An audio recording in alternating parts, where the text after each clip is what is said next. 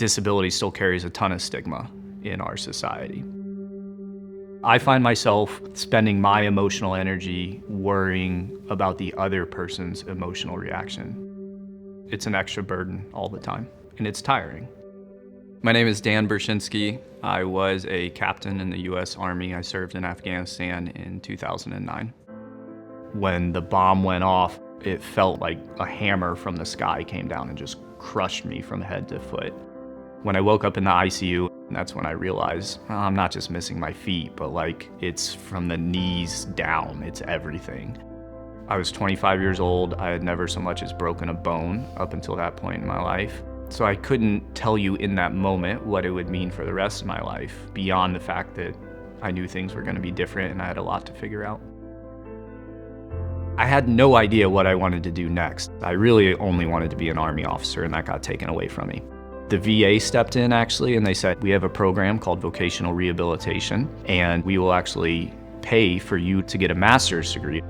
So I spent a year writing my essays and applications, and I got accepted to Stanford University's Graduate School of Business.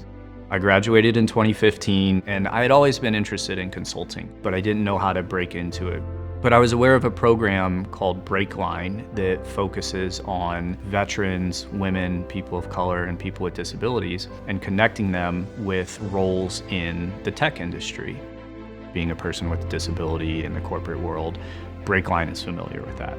They're not just taking people and throwing them at jobs. They're saying, what company has the culture that you might most enjoy working with? And as I learned about them, I realized what I'd really like is the stability and security of being with a large corporation. And so that's when I found my way to IBM, which is what I do now.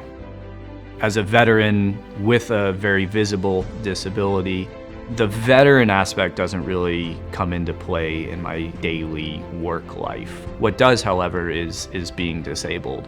I work from home. So that means I interact with my coworkers on video calls. And when you're on a video call, you don't necessarily see what's going on below. We're all wearing pajamas and button downs. Well, for me, I'm not wearing pajamas. I'm just not wearing legs, period.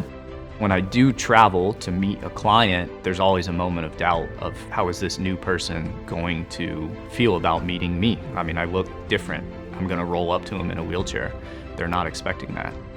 Personally, for me, I don't like ignoring the obvious. I wear shorts almost all the time so people can see my prosthetic legs. When it's out there in the open, I think we can move past it faster. When I meet my coworkers, what I hope they do is first assess me on my abilities. Am I good at the job that I'm paid to do? When the work is done, I'm happy to share elements of my story and to talk about my experience. I'm not trying to hide it.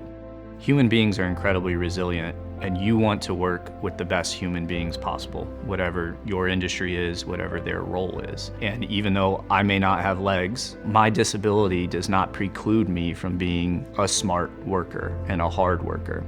In a workplace, having people from different backgrounds with different life experiences means they are going to tackle problems differently. So when you're sitting down as a group and saying, man, how do we solve this problem for our client? You're gonna get to the right solution faster if you have a diverse group. And people with a disability are another flavor of diversity.